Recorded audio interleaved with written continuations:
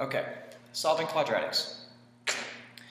We've learned quadratics can appear three different ways. So they can appear like this, where you have the a term and the c term. You could have the a term and the b term, or you could have all three, a, b, and c. And each different way requires a different way to solve it. So, let's take a look at our first problem. 5x squared minus 2 equals y. This is like the first one here, because you have your ax squared term, and then you have your c term. So, when we solve this one, we just go through the steps as if we're solving a normal equation. I would first replace the y with 0. 5x squared minus 2 equals 0. Next, add the 2 to the other side. 5x squared equals positive 2. Divide by 5. 5's cancel. This gives me x squared equal to 2/5. The next step, get rid of the exponent. To get rid of the exponent, you're going to take the square root of each side. So this will give me x equals plus or minus square root of 2/5. I don't want to leave my radical in the denominator. Since I cannot reduce this, and I have no perfect squares to pull out, I go ahead and I multiply the top and the bottom by radical 5. Times radical 5 times radical 5. Radical 5 times radical 5 just gives me 5. Radical 2 times radical 5 gives me radical 10. So, x equals plus or minus the square root of 10 over 5. Now, number 2.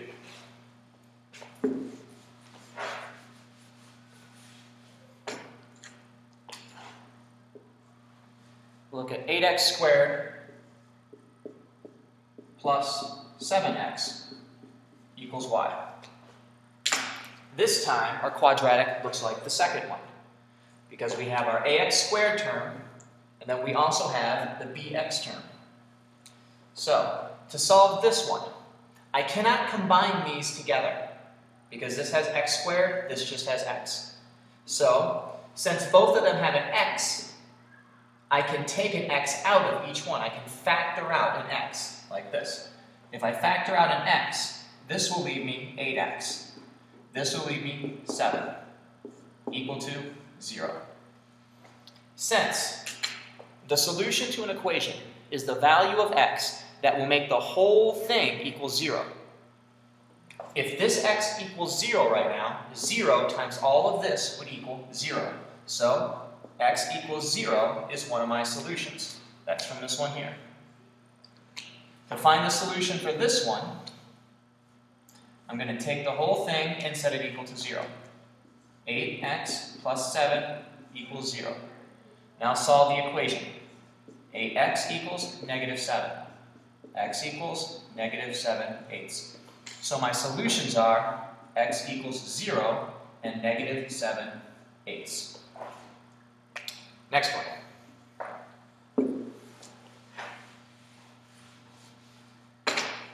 Oops, reset 2. Number 3, x squared minus 3x minus 54 equal to y. Okay.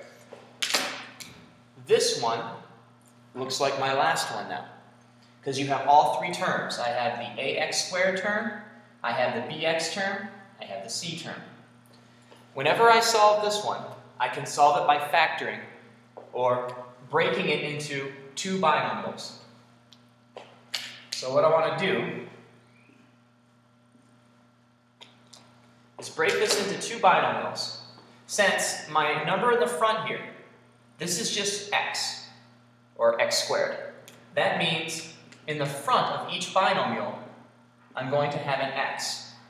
Because you'll remember, when I take this binomial and I FOIL it with this binomial, whatever is in the front of each binomial has to multiply together to give you whatever is in the front here. X times x gives me x squared. So these are just x.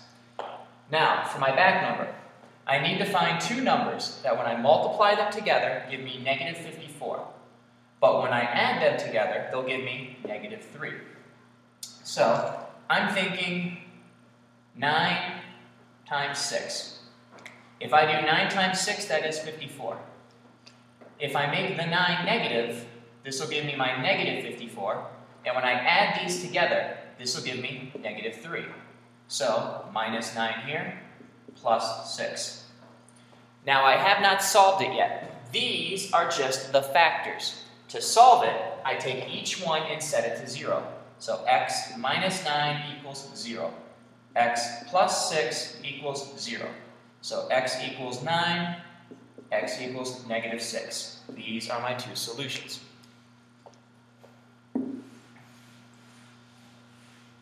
Let's go through a couple of others, just to look at some special case scenarios.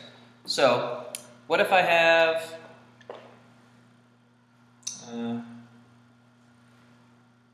negative x squared plus 20 equals y? This one looks like this. So again, I'm just going to solve it like an equation. So I first change the y into a 0. Now I subtract this over. Negative x squared equal to negative 20. I do not have the x squared by itself yet. I have to get rid of the negative. To get rid of the negative, I will multiply both sides by negative. When I do that, negative times negative makes positive. Negative times negative makes positive. Now I can take the square root. X equals plus or minus the square root of 20. 20 has a perfect square inside it. I have to take that out. This is 4 times 5. The square root of 4 is 2. So this will give me plus or minus 2 radical 5. Those are my two solutions. Let's take a look at another.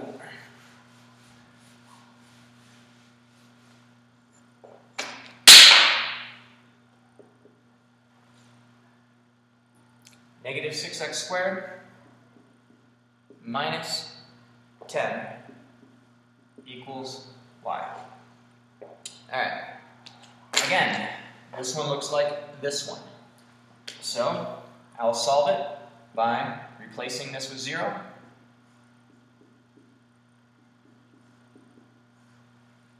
From here, add the 10 over to the other side.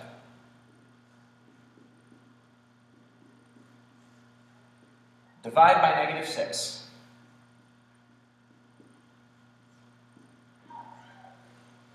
From here, when I go to take the square root of each side, here's what I'll get. Well, I'll reduce this first. This gives me negative 5/3. When I take the square root, this will give me plus or minus the square root of negative 5/3. I cannot take the square root of a negative. Therefore, there is no solution.